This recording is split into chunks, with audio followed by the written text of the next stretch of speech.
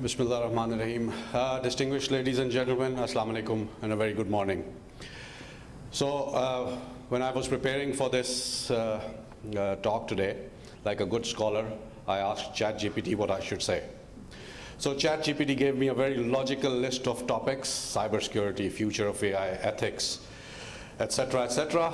And like a perfectly good human being, I'm going to ignore the advice and not talk about any of that, and hopefully share some stories and try to make my experience as not an AI expert, as one of the rest of us, and how AI matters to us and what we are doing at NUST to make it matter to everybody. So let me start with 1986. I went to the US Air Force Academy on an exchange program, and we were the first class in the US Air Force Academy who were given computers, 286 computers, can you believe it? And they said, everything that you do will be typed, you will do your assignments here, you will do programming, etc., etc. This was new for the US Air Force Academy, and therefore, of course, it was new for me. I was going from Pakistan. But what that did was, it made me an equal to everybody else there, because nobody else also knew computers. Suddenly, all the experience that the Americans had, all their education, all their high school differences, quality, etc., did not matter at all. All that mattered was who could use those computers correctly. A few years later, I'm back home, and in Pakistan, computers are a new thing, early 90s. And we are talking about in the Air Force, for example, at every base, there would be 1 or 2 officers who knew what to do with a computer. And they were stars. They were the officers everybody wanted because they could do data analytics. What was data analytics? You could chart a few graphs. You could digitize your data, but you were stars. All the experience of the previous generations did not matter. You were good because you had a new technology to play with, and you knew what to do with it. So there are always technology jump-on points in society. Our age, we saw the computers. Later generations saw internet. I think this generation is now starting to see ChatGPTs and AI. This is a technology jump-on point, and this is an opportunity that we must not miss, because this is going to be, as people and experts keep saying, it's going to be bigger than the internet, it's going to be bigger than electricity, and it's going to be bigger than fire. Whatever it's bigger than, it is an opportunity for Pakistan.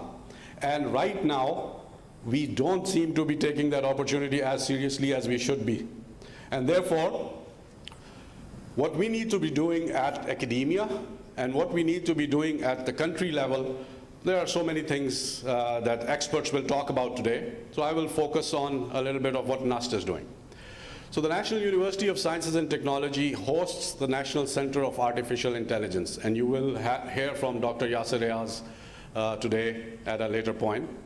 But the idea of having that center was that you would be able to lead the research around the country, around the different universities, connect with industry and other partners, government of course, and find ways to make AI a regular part of our lives, make it sustainable financially. The national centers of AI, national centers, all the 4 or 5 national centers that were established were supposed to become financially sustainable in 3 to 4 years.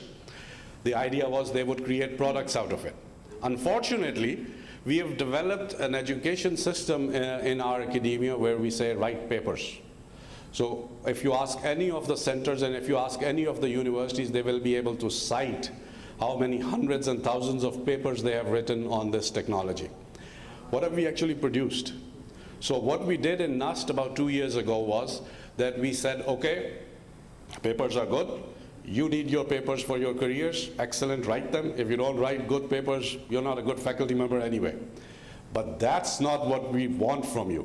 What we want from you are projects. What we want from you are products. So we pushed our faculty towards applied research in all fields, but in a much more focused way in these disruptive technologies of AI, data analytics, big data and cloud computing and robotics and all these fields. And so I hope when you get a chance to ask Dr. Yasser, he will be able to give you numbers. Things started to change. And suddenly, when we would ask for a quarterly or a monthly or a 6-monthly report from the centers, what you have done, instead of saying we attended 3 conferences and we hosted 1 conference and wrote 7 papers, they started telling us about projects that they were doing. They started talking about industrial income. They started talking about partners, and partners not from academia, but from industry. And suddenly, things started to change.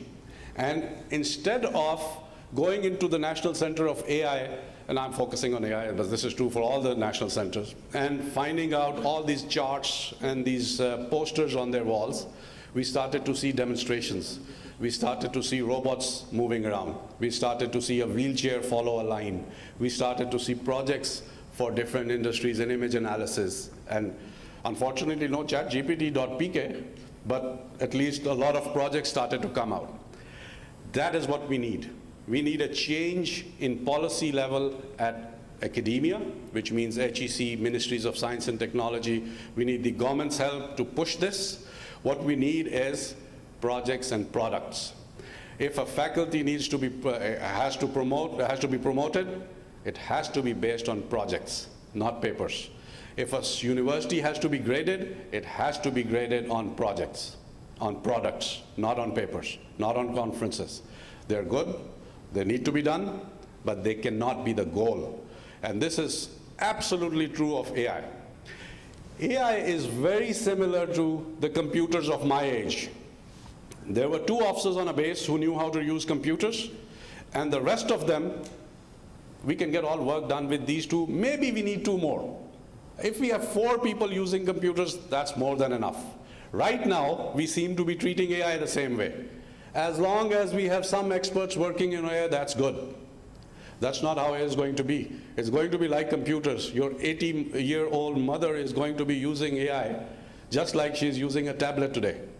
And if we don't get into that habit very, very soon, it's going to be late, because this is the jump-on point. It's going to be another 3 to 4 or 5 years before we are way behind if we don't catch up.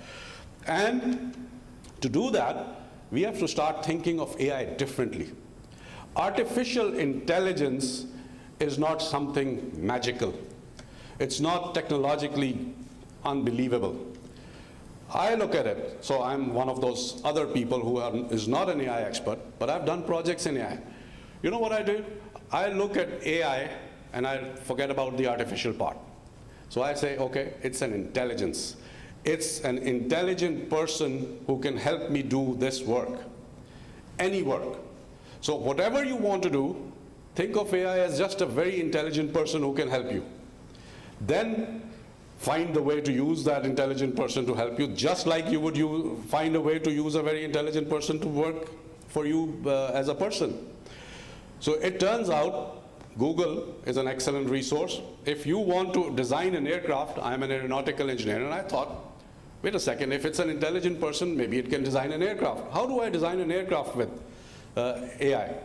So I Googled, how do you design an aircraft with AI? And lo and behold, 3,000 answers, 2 of them actually useful. And you start to figure out, okay, that's not difficult. There's already a program somebody made. Here's research going on. Here's 20 papers somebody's written. So there's already knowledge out there on how to use AI. So I got a PhD student of mine. So I asked a PhD student of mine and said, start reading that, and we are going to design an aircraft using AI. And you know what AI was for me? If you are an aircraft designer, you have a book which was published for the first time in the 40s and 50s, which lists all the different shapes of airfoils used in wings and gives experimental data related to them. It's this thick book, every page is a different airfoil. And a good designer is one who can pick the right airfoil out of that book, or create a new airfoil based on the different data in that. Any human would probably remember maybe 20 airfoils. So when I talk of AI, I think of a human who can remember the whole book. And therefore, I ask that human, that intelligence, okay, find me an airfoil which can do this. Now, to ask that question, I have to learn a language. Just like if you want to talk to a PhD or if you talk to a specialist in a field, if you want to talk to a medical doctor, you have to learn their language. Similarly, in this case, I have to learn a language. How do I ask that question to an AI? Luckily, ChatGPTs and all these new things that are coming out are going to make that very, very easy for us. But it's not that difficult anyway. So each one of us has to start thinking of AI as just like any other smart person. And how do I ask that smart person what I need it to do? Then you will be able to use it. Because if you don't, you will be just like those people who did not use computers in the 90s. And then till today, when you hand them a tablet or something, you know, they can only maybe push 2 buttons. Whereas everybody will have to use it. There is just no choice in this. And therefore, what we are trying to do at the university level is bring AI into every field. We are asking our arts and architecture people, the management people, the social sciences people, and of course the engineering and IT people, what to do with AI. You have to incorporate AI into your projects. It turns out that the industrial design people can use AI. It turns out management people can use AI. It turns out everybody can use AI because everybody has to use AI. And if they don't, they're going to be left behind, just like those people who got left behind when computers came up. A very, very often quoted example, Nokia. All the experience of Nokia, global marketing, global everything, hardware, software, blah, blah, blah, washed away by a new company because they did not jump at the right point. I used a Nokia tablet early 2000s, and it was a very nice tablet. And Nokia believed the tablet and the phone markets were 2 different things. They believed this, and they made a beautiful tablet. Nobody even knows the name, even I've forgotten the name, right? You do not jump on the technology jump-on point at the right time.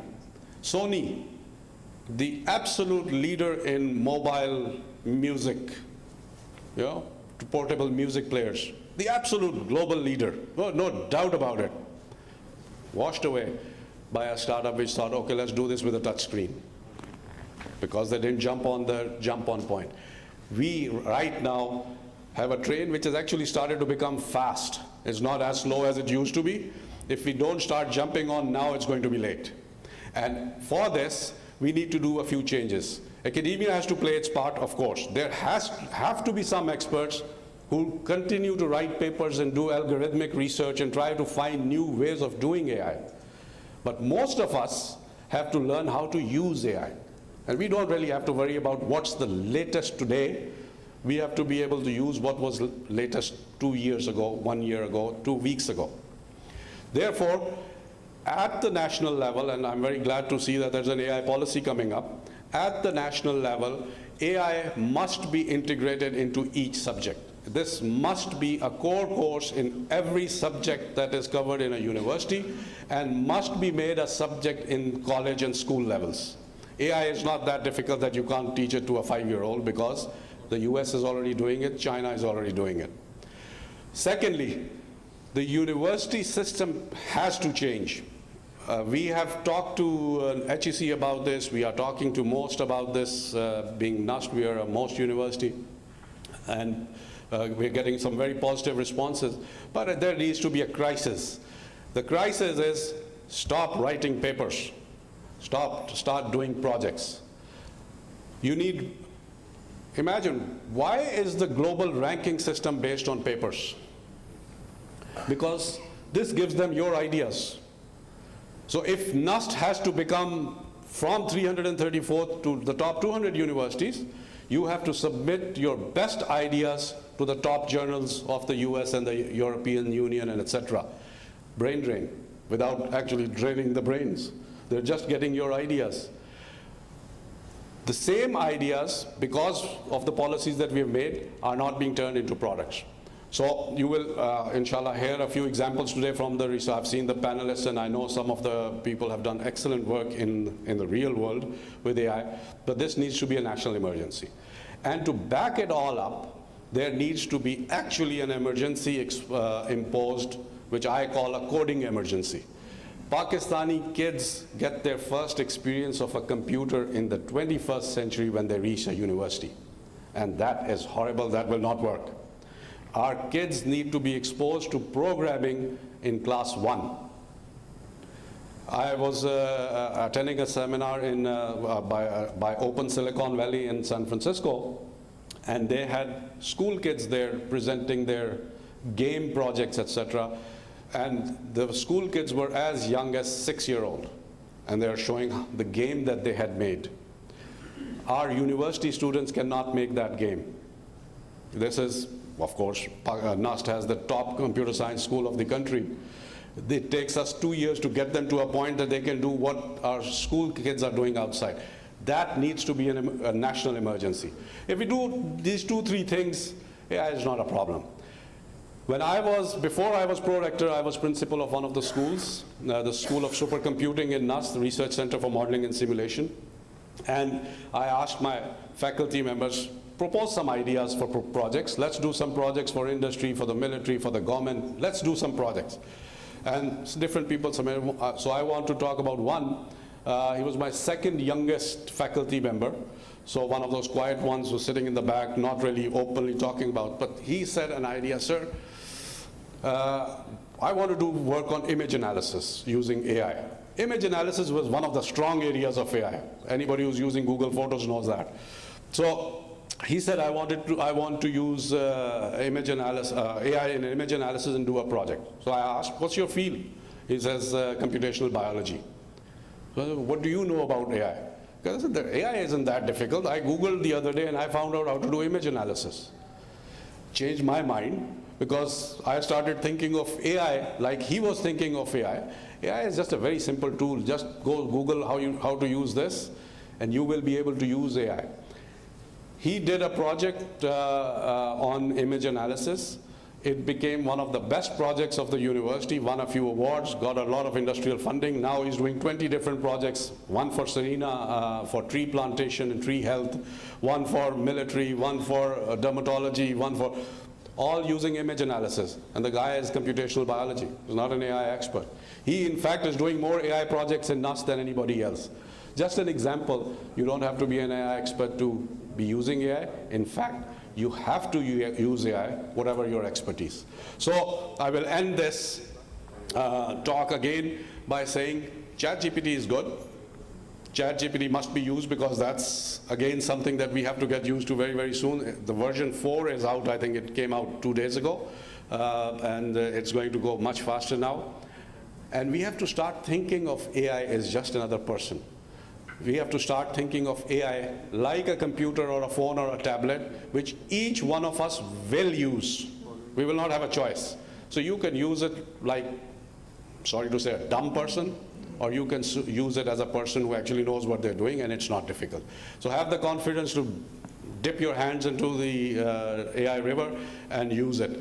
At NUST, I would welcome all the participants and anybody else that you can reach out to. Please come to us, either as a partner, as a researcher, or just to learn what AI is and what we can do together. And let's partner together and build this AI community as strong as possible across academia, across industry, and across the whole country. Thank you very much.